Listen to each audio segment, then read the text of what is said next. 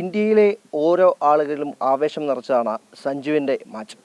സഞ്ജുവിൽ ഈ ആവേശം നിറച്ച ആളാണ് നമ്മോടൊപ്പം ചേരുന്നത്. സഞ്ജുവിൻ്റെ അച്ഛൻ സാംസൺ എല്ലാവിധ ആശംസകളും ആദ്യം തന്നെ നേരുകയാണ്.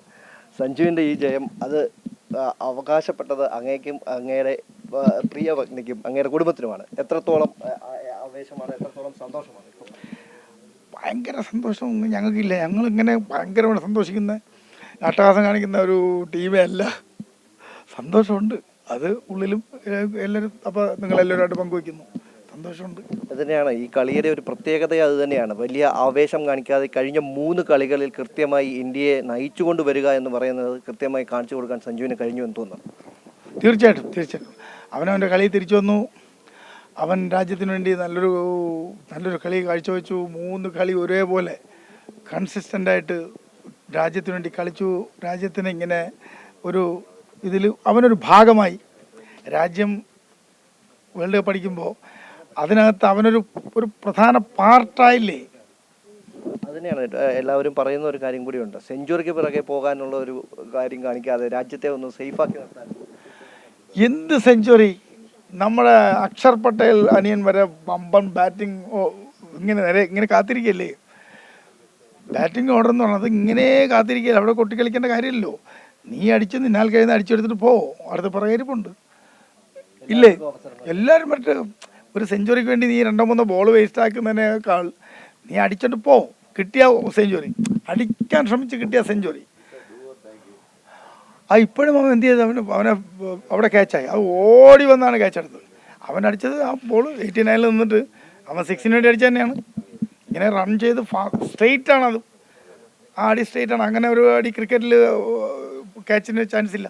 പക്ഷെ അവർ അത്രയും അവരുടെ ഫീൽഡിങ് കണ്ടില്ലേ. ന്യൂസിലൻഡ് ഇന്നത്തെ ഫീൽഡിങ്, അവരൊരു 20-25 റണ്ണ് ഫീൽഡിൽ സേവ് ചെയ്തു ഇല്ലേ.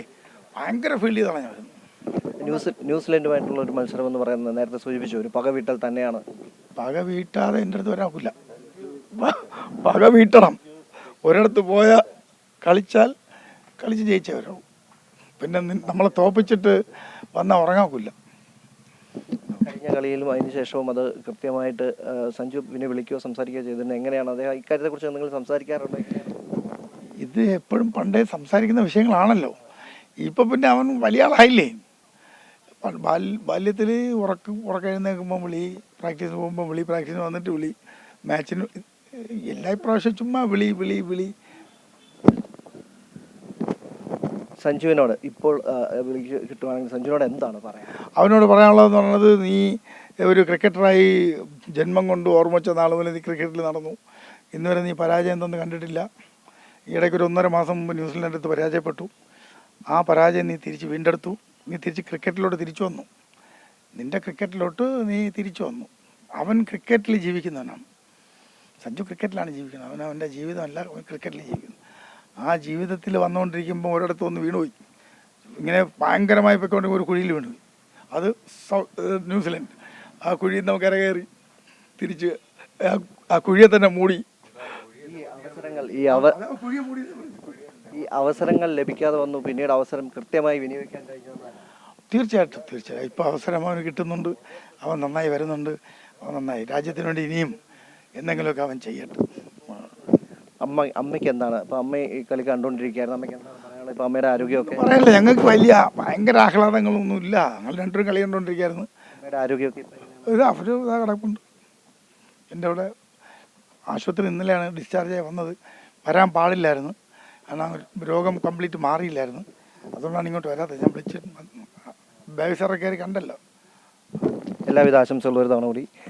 അത് തന്നെയാണ് ഏറ്റവും പ്രധാനപ്പെട്ട ഒരു മത്സരം. ആ മത്സരം അത് ന്യൂസിലൻഡുമായി തന്നെ വേണം എന്ന് നേരത്തെ തന്നെ സഞ്ജു ആഗ്രഹിച്ചിരുന്നു. സഞ്ജു ആഗ്രഹിച്ചത് കിട്ടി. ആഗ്രഹിച്ചതുപോലെ തിരിച്ചു കൊടുക്കാൻ സഞ്ജുവിന് കഴിഞ്ഞു എന്നാണ് സഞ്ജുവിൻ്റെ അച്ഛൻ സാംസൺ വ്യക്തമാക്കുന്നത്. ക്യാമറമാൻ അഭിരാമിനൊപ്പം രജിത് കുമാർ, അമൃത ന്യൂസ്, തിരുവനന്തപുരം.